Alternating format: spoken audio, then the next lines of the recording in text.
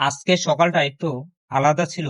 সাধারণত এমন রোদে আমি খুব একটা বাইরে বের হই না, কিন্তু আজ কেন জানি মনটা টানছিল। মনে হচ্ছিল কোথাও যেতে হবে, কিছু একটা করতে হবে, মন ভালো করার মতো কিছু। চুপচাপ জুতো পরে বেরিয়ে পড়লাম। পাড়া দিয়ে হাঁটতে হাঁটতে হঠাৎ চোখে পড়লো রোডের পাশে দাঁড়িয়ে একটা ছোট নার্সারি।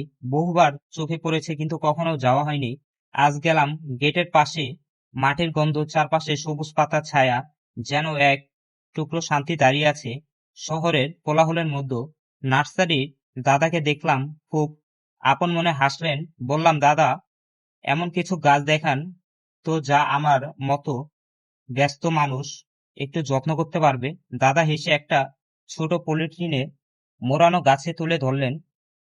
বললেন, একটা থানকুনি গাছ, খুব সহজে বাঁচে, কম পানিতে চলে, ছায়ায় ভালো থাকে, আর জানেন, পাতাও খাওয়া যায়, শরীরের জন্য ভালো।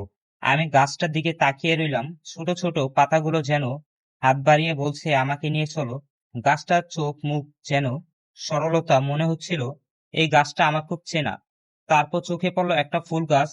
ঠিক কি ফুল আমি জানি না, হয়তো চন্দ্রমল্লিকা কিংবা জিনিয়া, কিন্তু পাতাগুলো সবুজ আর কুড়িগুলো গোল হয়ে আছে, ফুটতে চায় যেন। দাদাকে জিজ্ঞাসা করলাম, দাম কত?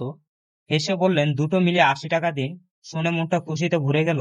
এত কম টাকায় যদি এতটা শান্তি পাওয়া যায়, তবে কেন এত দেরি করলাম? গাছ দুটো হাতে নিয়ে বেরিয়ে এলাম।